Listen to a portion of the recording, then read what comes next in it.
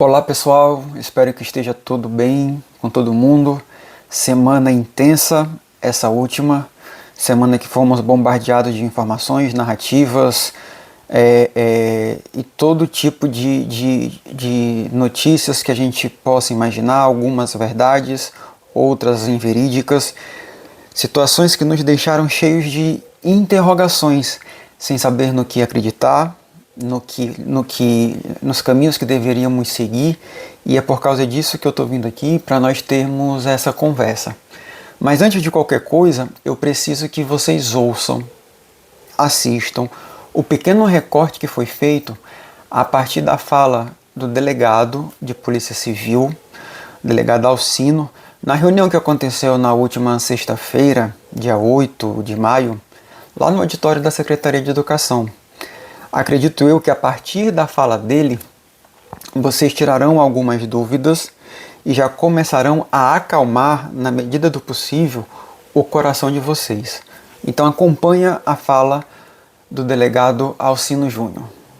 E ele sai de lá, ele poderia ter fugido, ele poderia ter feito qualquer outra coisa. O que ele faz? Ele vai lá e se entrega. E diz o que fez sem qualquer evidência de arrependimento, remorso, nada disso. As causas estão sendo apuradas e vão ser apresentadas no momento justo, porque eu acho que a sociedade precisa saber disso aqui. Mas por que eu estou trazendo esses detalhes para vocês? Não para chocar, para dizer que foi um caso isolado, sim. Um caso planejado, sim. Um caso em que eu não tinha visto aqui no Acre, mas também não tinha percebido, até nos outros ataques, que há vários acontecimentos disso pelo mundo, mas aqui a gente não visualizou nem mesmo o caso da escola Clícia Gadelha, nem do João Calvino, nem outras, que tinham qualquer relação. Não há relação. Então, essa história de que então era um ataque orquestrado, onde vários queriam fazer ao mesmo tempo e só ele teve coragem, eu posso dizer para vocês que não é isso. Esse viés do bullying, eu rechaço assim, um pouco mais de segurança, porque nós ouvimos outras pessoas, tá? Pessoas que conviviam e que surgiu muita história de que a escola eventualmente poderia não ter tomado as medidas cabíveis ali quando visualizou. Eu acho que a gente pode sim ter um protocolo, secretário, de identificação de bullying, sim. A gente pode ter um protocolo, sim, de treinamento para os professores, para os servidores, tanto da área de segurança, tanto não para que vocês se responsabilizem pela segurança, mas que vocês tenham um olhar um pouco mais treinado para isso, mas, sobretudo, esse acompanhamento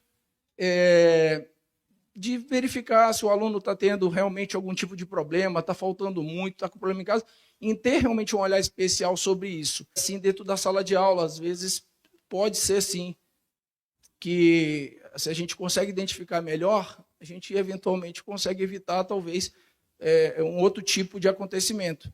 Mas, nesse caso específico, eu posso afirmar para vocês que a chance de ter outros planejamentos, a princípio, nada foi identificado, telefone já houve a extração de dados, a gente está cruzando.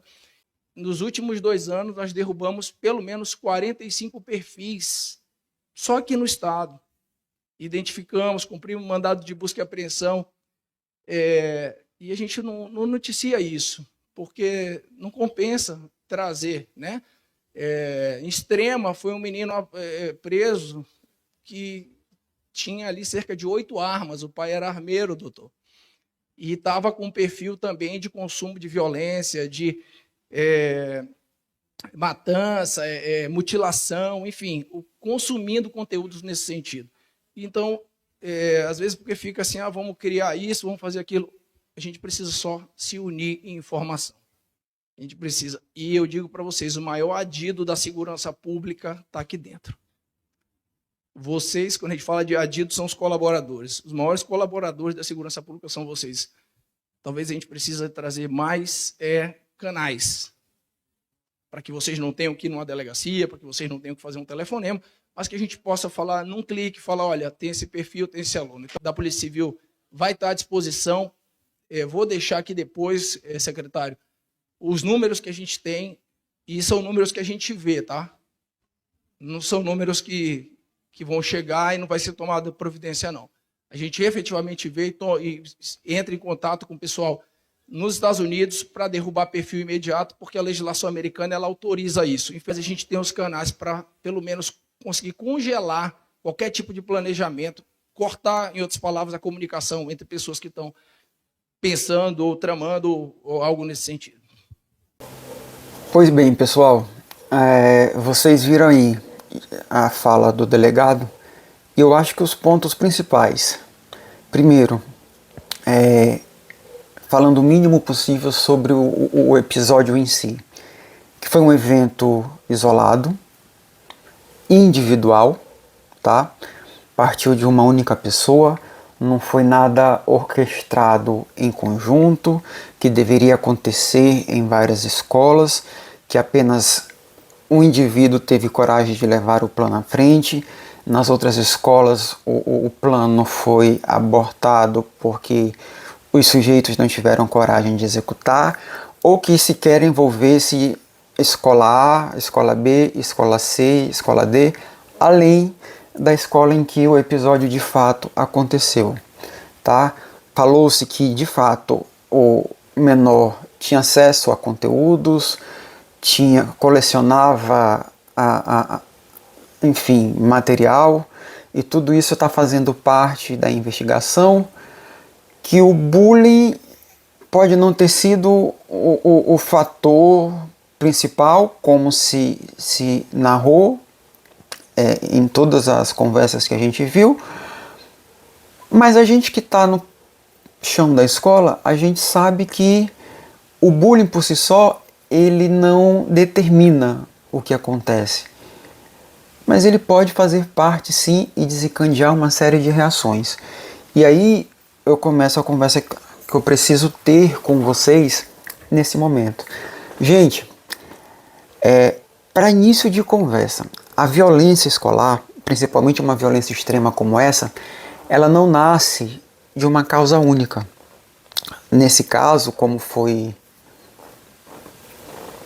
explanado por muitas vezes, a questão do bullying. Uma violência extrema, ela não surge somente do bullying, por exemplo.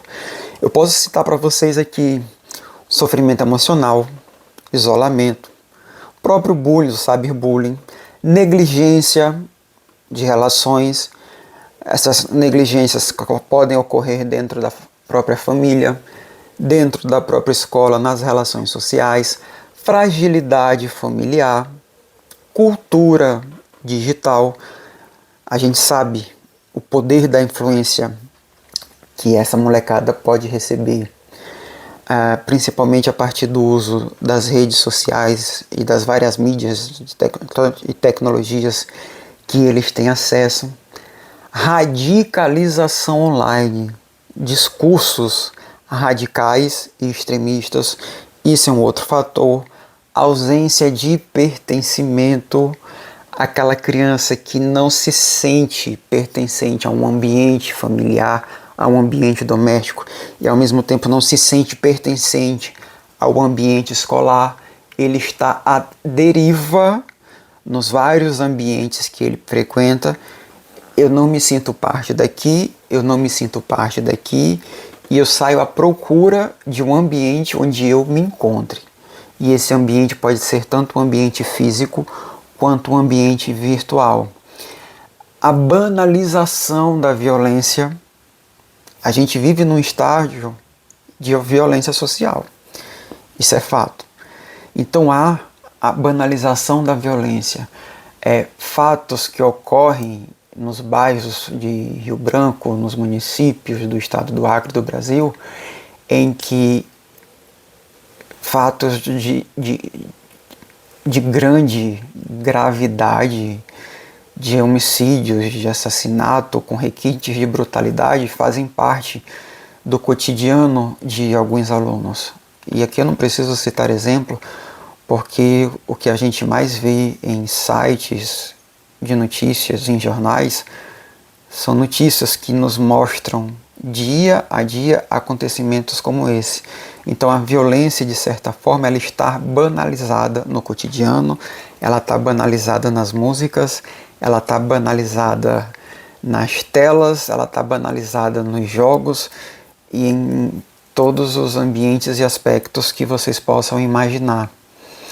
Falha de comunicação é um outro aspecto que faz com que essa violência de alguma forma surja, e às vezes de forma inesperada. E onde é que acontece essa falha de comunicação? A partir do momento que não há uma escuta, de que não há um diálogo dentro de casa, ou que às vezes na própria escola o aluno se retrai, o aluno se isola e não coloca, não externa aquilo que ele sente, aquilo que ele acha, aquilo que traz algum tipo de incômodo e de sofrimento para ele. Então essas linhas de comunicação, elas se encontram interrompidas, e isso faz com que dentro daquela busca por pertencimento aos vários ambientes, se busque uma linha de comunicação onde aquela criança, aquele jovem se fará ser ouvido, se fará ser identificado, sem julgamentos, e ele vai se sentir pertencente. Opa, aqui eu me achei, aqui eu me encontrei, eu pertenço a esse grupo, eu faço parte disso daqui, e é isso aqui que eu quero para a minha vida, e são esses conhecimentos, são esses princípios, são esses preceitos que eu vou seguir e vou colocar em prática. Então, tudo isso contribui para as situações de violência, principalmente as situações de violência extrema. Sem contar, obviamente, com o enfraquecimento dos vínculos comunitários. Os vínculos comunitários, eles estão cada vez mais escassos. Não existe mais um diálogo, não existe mais uma conversa. As pessoas, a molecada, poucos têm ainda os colegas da rua, os amigos da rua, que geralmente são aqueles que os pais conhecem, porque conhece a mãe, conhece o pai, que os pais interagem entre si, os filhos interagem entre si, e ali acaba virando uma grande comunidade, né, de bairro. Isso está deixando de existir. As interações estão se resumindo ao aparelho de celular, ao mundo virtual. E aí nisso que a gente acaba perdendo o controle de muita coisa que a gente deveria ter. Às vezes a gente cai na ilusão de que acha que tem um controle, mas a gente não tem. Então todos esses aspectos, eles acabam contribuindo para essa situação de violência. Ah, Tiago, mas tá, o que a escola vai fazer com tudo isso que aconteceu? Gente, a gente vai dar início a um trabalho. De alguma forma a gente vai dar continuidade a um trabalho. Mas a gente vai seguir uma linha de elaboração de um protocolo, de execução de um protocolo de segurança, que vai consistir basicamente na proteção emocional dos alunos, na proteção institucional, porque afinal de contas nós temos ali servidores, né? Profissionais docentes, não docentes, e toda uma comunidade que precisa ser protegida. A gente vai trabalhar numa linha de prevenção contínua, que é uma coisa que a gente já tem feito e faz até que com bastante eficiência. A gente vai tentar fortalecer os vários aspectos da cultura de paz dentro da escola, que eu acho que a gente pode dar uma fortalecida nesses conceitos de cultura de paz e fazer um trabalho mais específico, direcionado para a molecada. E um retorno, obviamente com tudo que aconteceu, da confiança no espaço escolar. Porque depois de tudo isso é óbvio que o sentimento de insegurança ele existe e ele vai continuar habitando ali as nossas preocupações por um bom tempo. A minha enquanto gestor escolar, a dos professores, a de vocês, pais, e dos próprios alunos. Então a gente precisa, nem que seja de forma gradual, resgatar esse sentimento de confiança escolar.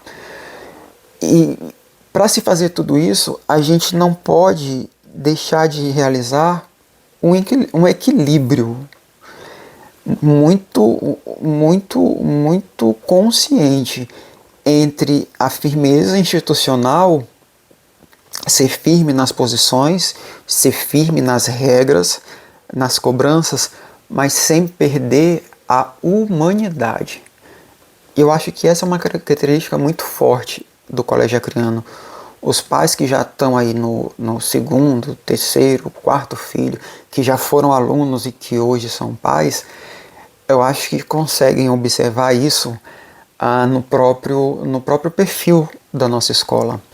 A gente possui essa firmeza enquanto instituição em deixar muito bem colocado o que deve ser feito, como ser feito, tendo que ser feito, mas sem perder a humanidade ao ouvir, ao conversar, ao orientar, e não apenas o cobrar pelo cobrar. Não, o diálogo sempre foi, continua sendo e sempre será aberto para os momentos em que as conversas precisarem acontecer. Para que isso a gente não atinja dois extremos e que se trabalhe somente em torno desses extremos, que primeiro, tornar a escola um espaço de eterna vigilância. Esse não é o objetivo da escola. A gente não está lá para vigiar o aluno da hora que ele entra à hora que ele sai. A gente precisa oferecer um ambiente de proteção, um ambiente de segurança. Mas nós, enquanto sujeitos do ensino, nós não estamos lá para vigiar esse aluno de forma integral durante todo o período que ele passa dentro da escola. E isso não vai acontecer. Da mesma forma que a gente não vai tratar o episódio que aconteceu como uma questão emocional isolada. Acabei de falar para vocês todos os aspectos que devem ser levados em consideração até a gente chegar a uma situação de violência extrema. Então a gente vai observar mais, a gente vai transformar a escola num ambiente de eterna vigilância? Aí não. Porque se eu disser que a gente vai fazer isso, eu vou estar assumindo com vocês um compromisso de que a gente vai deixar de ensinar habilidades sociais, habilidades conceituais e procedimentais que eles precisam entender, precisam saber, para tratar somente da questão da vigilância. E esse não é o objetivo da escola. A gente vai colocar em prática um protocolo, sim, mas é um protocolo que vai precisar entender que segurança física, saúde emocional, convivência escolar, convivência em família, prevenção ao bullying e ao cyberbullying, que acho que hoje é mais presente na nossa rotina do que o próprio bullying presencial lá dentro da escola. Cultura digital, escuta ativa, que é o ouvir sem julgar, e o fortalecimento do pertencimento, tudo isso junto são parte de um mesmo sistema de proteção. Não é só a questão de militarizar a escola, trazer recursos que tornem a escola um ambiente de coerção de atitudes. Não, não é isso. O sistema de proteção que a gente precisa criar dentro da escola, ele precisa abranger tudo isso, a segurança física, obviamente, mas muito se passando pela questão da saúde emocional dos alunos, dos professores, dos servidores, dos pais e de todos aqueles que direto ou indiretamente fazem parte dessa rotina. Porque tudo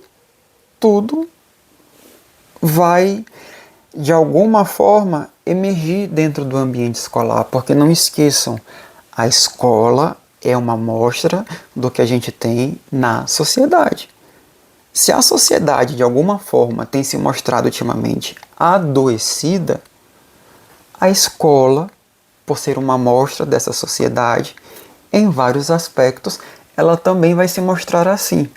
Não pelos processos escolares, pelos arranjos escolares, pelo funcionamento da escola em si, mas porque ali nós temos pessoas que fazem parte dessa sociedade e que ali elas estão numa amostra, com os mesmos problemas e que vão se reverberando um a um de acordo com o que eles vão acontecendo. E a tendência natural, num momento como esse de tragédia, é que surjam propostas inviáveis financeiramente e, como eu falei para vocês, a questão da excessiva militarização do ambiente escolar. E a gente não pretende trabalhar com isso. A gente pretende trabalhar com ações executáveis, de certa forma, ações sustentáveis, juridicamente seguras, que obviamente a gente não vai sair fazendo qualquer coisa de qualquer forma que acabe infringindo o direito de qualquer uma das pessoas que frequente o ambiente escolar e, obviamente, no centro disso tudo estão os nossos alunos, da mesma forma que a gente também não vai poder, de alguma forma, omitir deveres que a escola precisa apresentar ou que qualquer pessoa que ali frequente precise apresentar simplesmente enquanto cidadão. Que aí eu não vou trazer essa responsabilidade somente para a escola. Eu vou trazer essa responsabilidade para cada um de nós. Me coloco nessa situação e faço um chamamento a vocês para isso também, para que a gente trabalhe isso de forma colaborativa, nem tanto enquanto escola e família, mas enquanto cidadãos, porque a gente sabe que isso é um problema que vai muito além do chão da escola. E além de medidas executáveis, sustentáveis, juridicamente seguras, emocionalmente inteligentes, a gente vai ter que trabalhar com ações que visem mais o racional do que o emocional.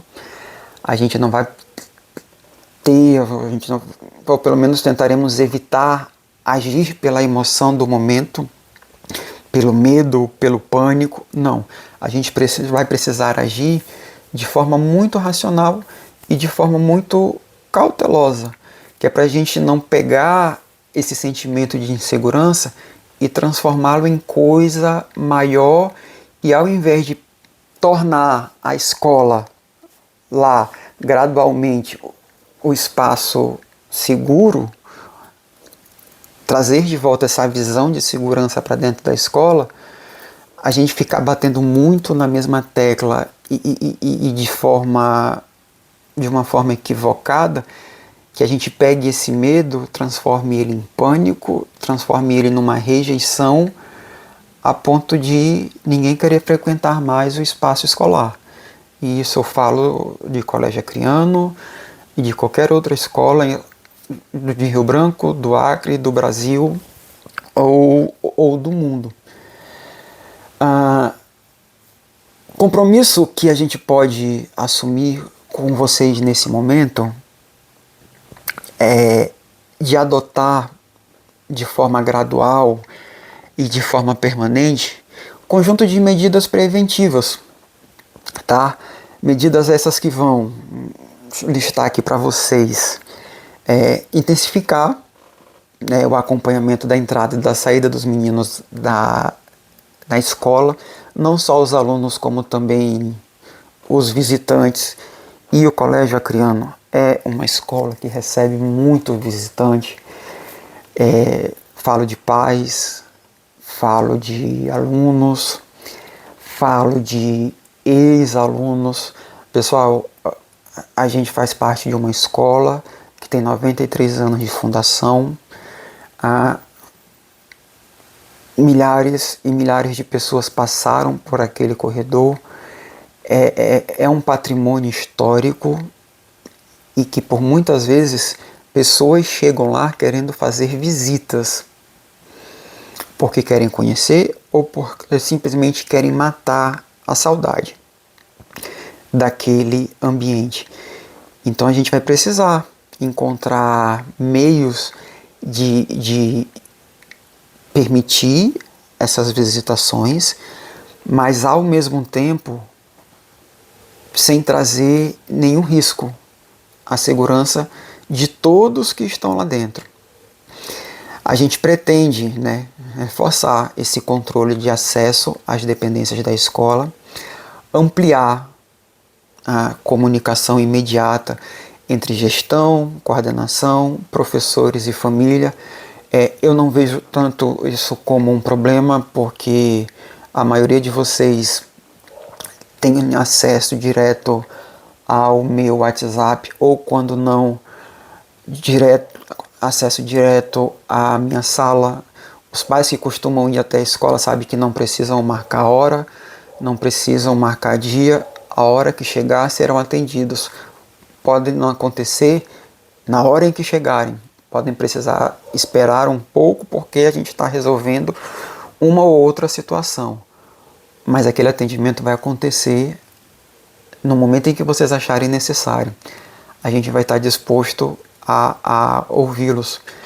Então, de alguma forma, a gente pretende aumentar essa via dupla de comunicação, escola-família e família-escola.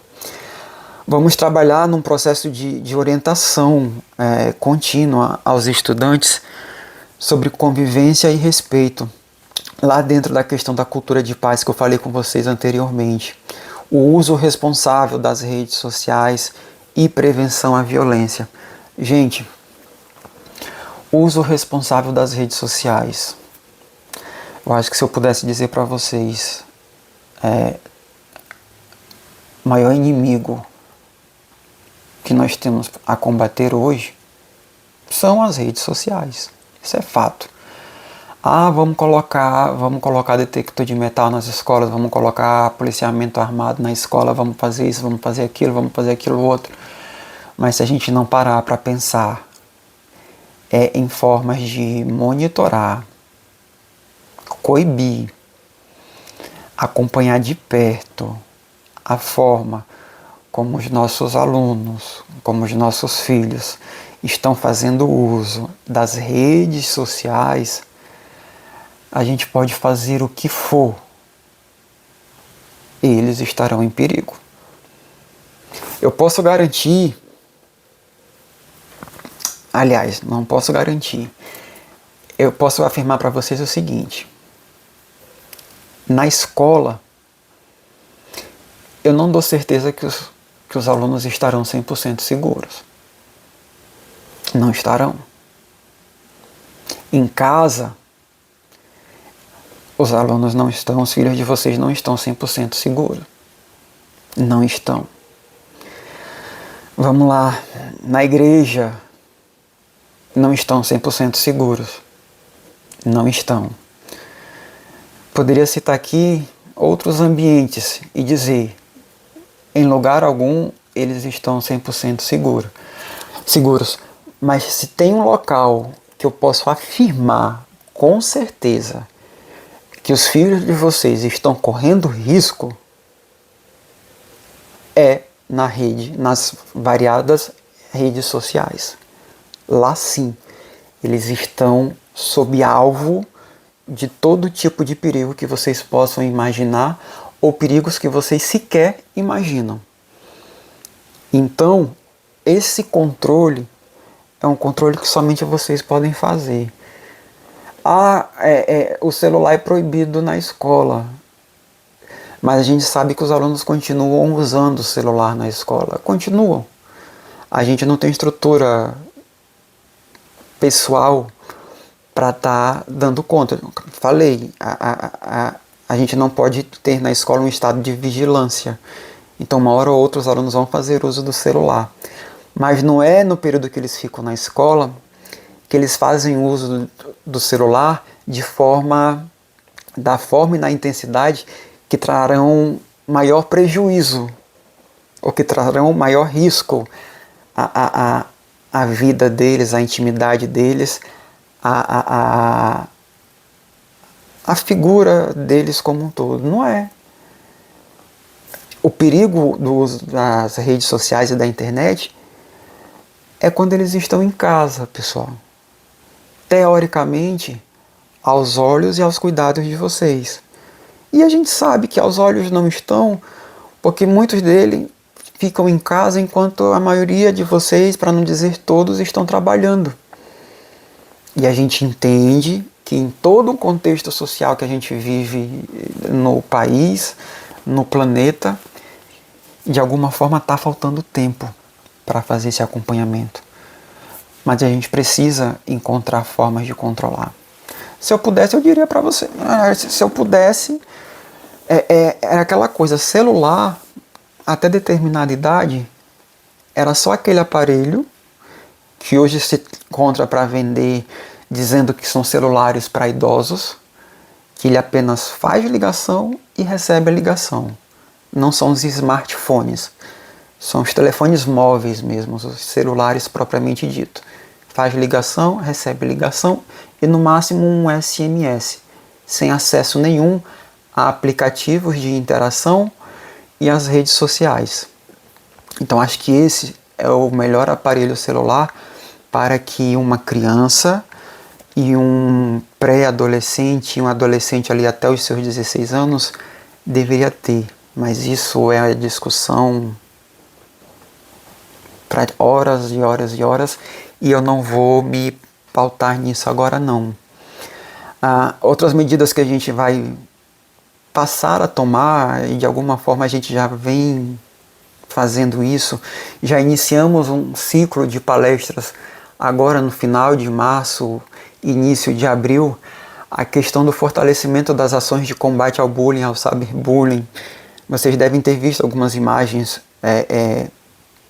da escola, dos alunos da nossa escola do turno da manhã participando de uma caminhada da convivência escolar promovida pela Divisão de Segurança Escolar da Secretaria de Educação.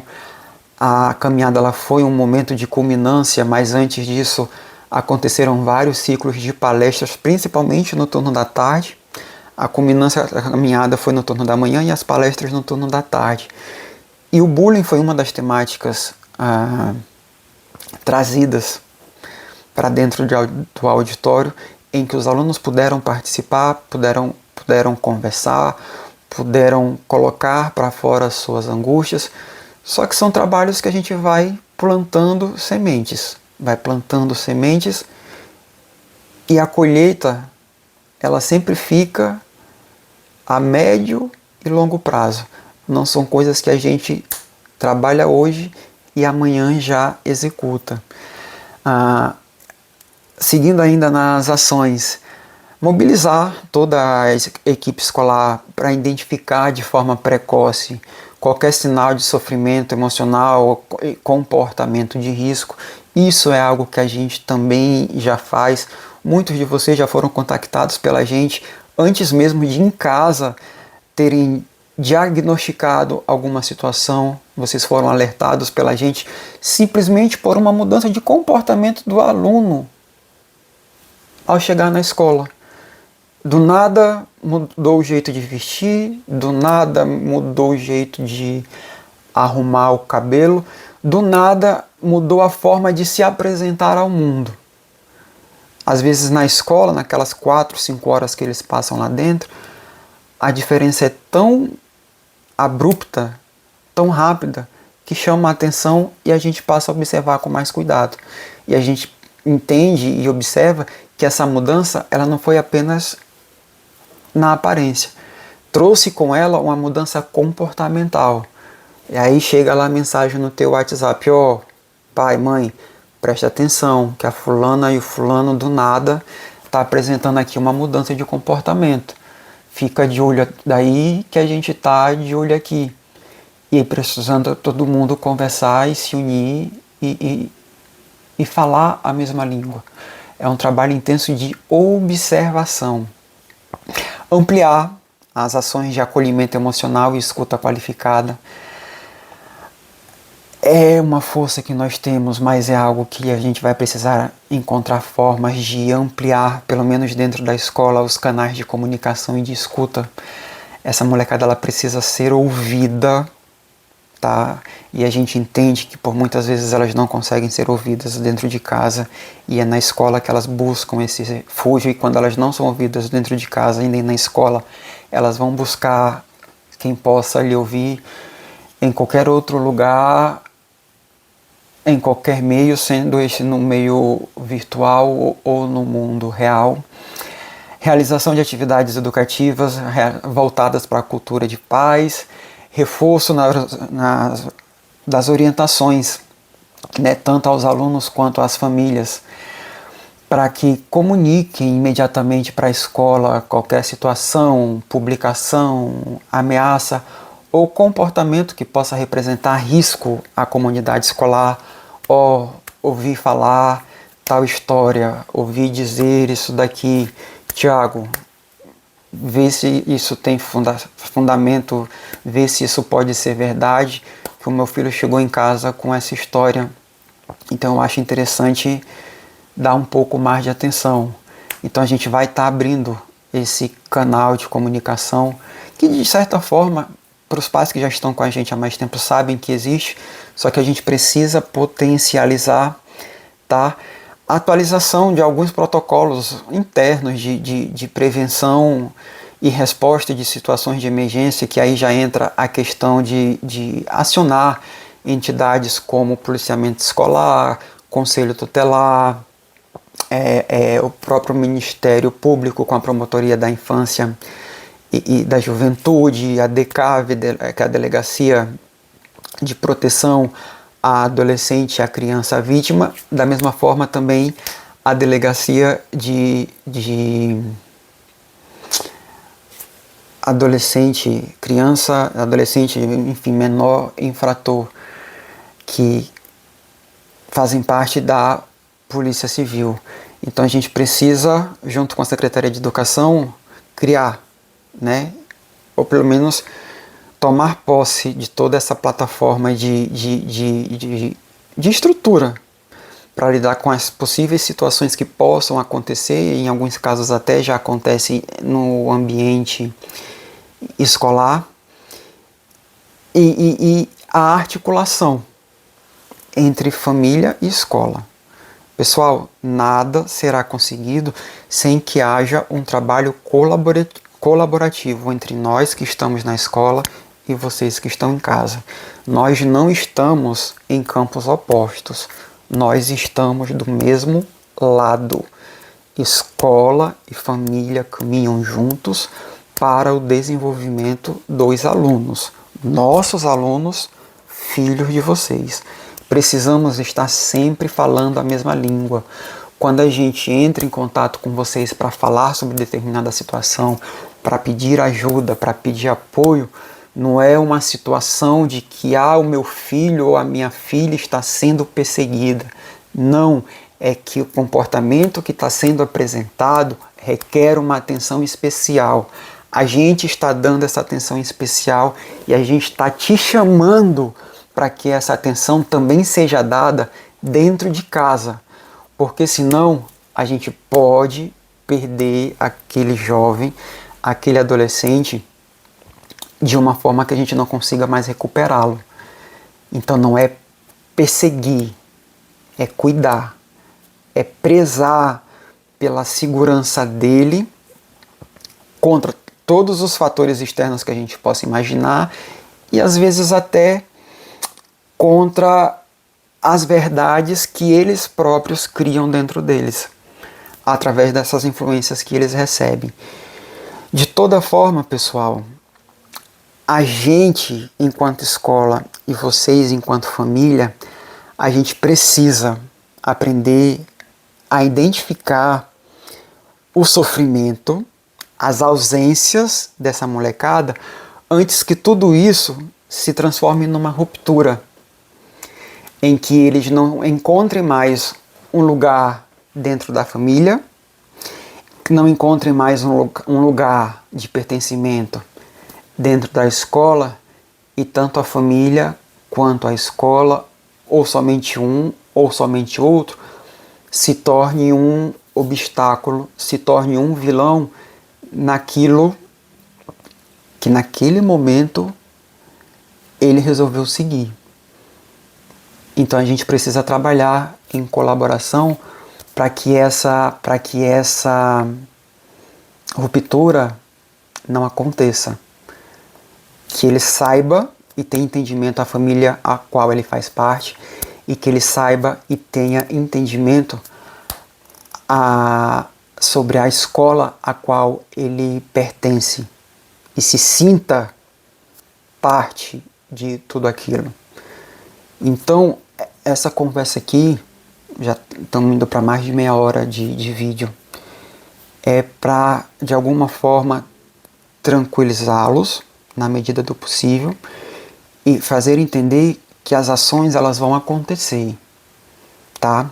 Elas vão acontecer diluídas na forma da escola trabalhar.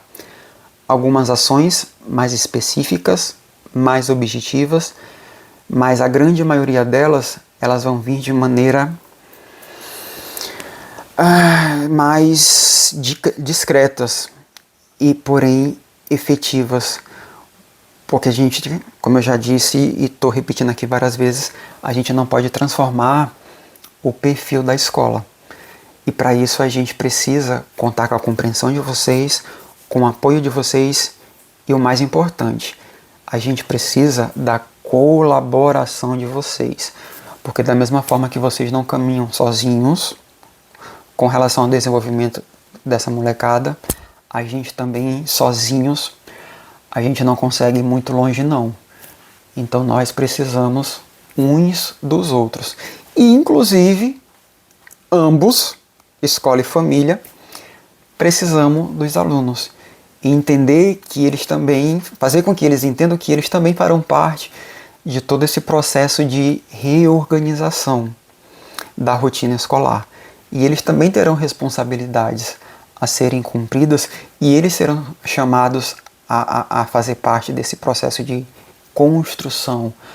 Porque algumas verdades precisam ser desfeitas, alguns mitos precisam ser derrubados e acredito que com tudo que aconteceu, infelizmente, apareceu a oportunidade de a gente fazer algumas conversas e ter nessas conversas oportunidade de absorção das informações que eles precisam se convencer de que eles precisam nos ouvir, de que eles precisam fazer o que a gente pede que eles façam,